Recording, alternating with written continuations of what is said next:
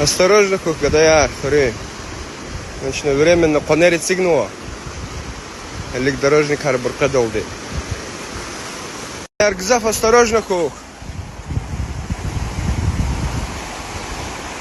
Садхист хузады.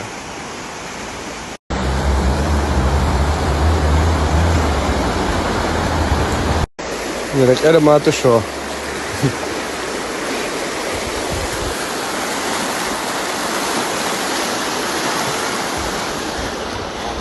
Алейкум салам.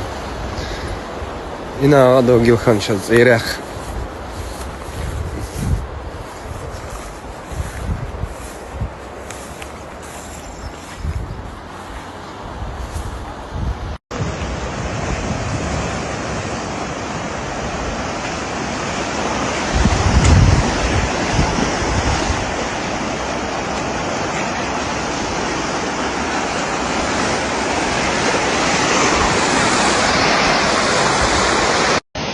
Aziz hurmatli yurtdoshlar, Samarqandda Markaba ko'chasida yangi basen ochilgan, bemalol kelib cho'g'lik ketkazib bo'ladi.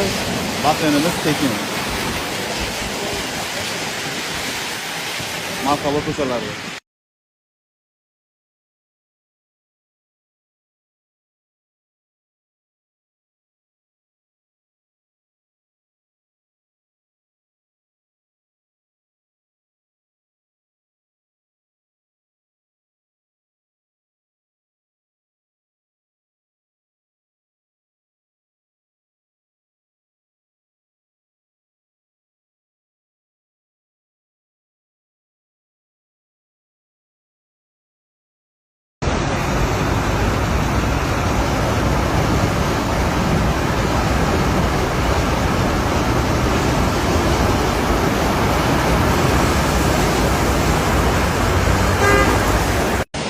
Aziz hurmatli yurtdoshlar, Samarqandda Markaba ko'chasida yangi basen ochilgan, bemalol kelib cho'g'lik ketkazib bo'ladi. Basenimiz tekin. Markaba ko'chalari. Noshig'i men BYD. Chunki men sog'liqni taniman. Ya, men olishdim chiqaman. BYD ra. Mersi chomondagi.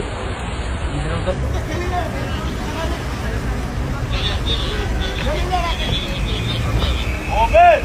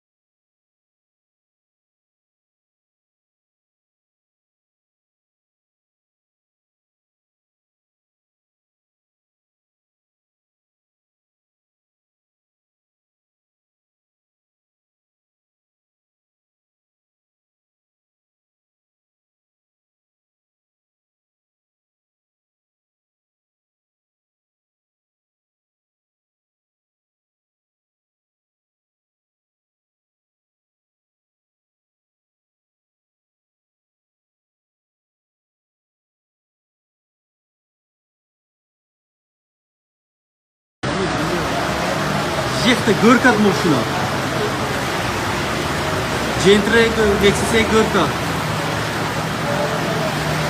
Ехта волная виначка дойсат. Ехта. Заштеки. Ехта. Ben думам, Danis anlaşma olduramaz bakayla. Zaş. Ne молодец. Marka mana oldu dedi. Hadi çıkar. Verin de başla.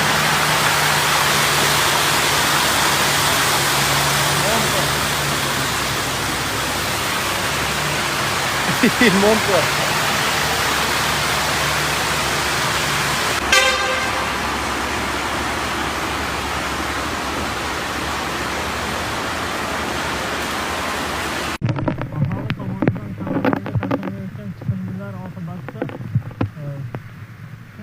Yopilib qolmoqda.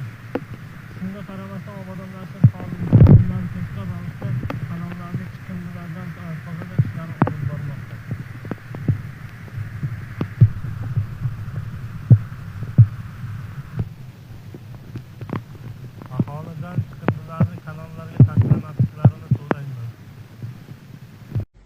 Shu yilning 23-may kuni Samarqand viloyatining qator hududlarida kuzatilgan kuchli yomg'ir oqibatida ayrim ko'chalarda suv to'planishi va toshqin holatlari yuzaga keldi. Viloyat hokimi Adiz Boboyev vaziyatni joyiga chiqib o'rganish va tezkor chora ko'rilishini ta'minlash maqsadida tegishli tashkilotlar vakillari bilan birgalikda Samarqand shahridagi Chuqur yo'l ko'chasida bo'ldi. Ushbu hududda suv to'planishini bartaraf etish, suvni oqizish tizimini yaxshilash va bunday holatlarning takrorlanishini oldini olish yuzasidan mas'ullarga aniq vazifalar yuklatildi. Mana shu yomg'irlik tugaydi-ku, mana 4 kun yana 5 kun yomg'ir bor. Yomg'ir tugashi bilan birga sraz ishni boshlayverasizlar. Birdaniga 4 ta 5 ta joyga texnika qo'yamiz-u, 2 ta 1600 talik turba bilan suvni polni chiqarib yuborishimiz kerak soyga. Bu joyga ham, narigi joyga ham ikkinchi marta mana bunaqa nima degan ahvol bu? Shu yurishni iloji yo'q bu. Qilishimiz kerak, uni boshlashimiz kerak bo'ladi-da. Shuningdek, bugun Samarqand shahrining Namozgoh ko'chasida ham shunday holat kuzatildi. Ushbu hududdan o'tuvchi Maroqan darig'ining guli turli chiqindilar va tiqinlar bilan to'silib qolgan. Bu esa yomg'ir suvlarining ko'chaga toshib chiqishiga sabab bo'lgan. Muammoni bartaraf etish maqsadida tegishli xizmatlar tomonidan ariqni tozalash va suvni qochirish ishlari zudlik bilan boshlandi. Viloyat rahbari Adiz Boboyev mas'ul idoralar va kommunal xizmatlar vakillariga bunday holatlarning kelgusida takrorlanmasligi uchun tizimli choralar ko'rish, ayniqsa suv oqimlari yo'llarini doimiy nazoratda ushlash va suv yo'llarini tozalash ishlarini kuchaytirish bo'yicha tegishli topshiriqlar berdi. Bu yil ko'p yomg'ir yog'di. Muammo aniq bo'ldi. Yana keyingi yil ham kim biladi bo'lishini. Bundan keyin bu shunaqa bo'lmasligi uchun hammasini shaharni bir martaga to'liq inventarizatsiya qilasiz. Qayerda shunaqa holat bo'ladigan bo'lsa, hammasini biron joy qolmasin. Qancha mablag' kerak bo'lsa, qayta ko'rib chiqamiz, tamom. Hammasini qaytadan qilamiz. Bugunning o'zida Samarqand shahrida suv to'planish holatlarini bartaraf etish maqsadida Favqulodda vaziyatlar boshqarmasining suv tortuvchi 20 dan ortiq maxsus transporti jalb qilindi.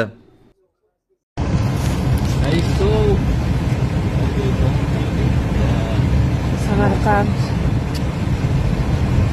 Namozgoh ko'chasi suv bosdi.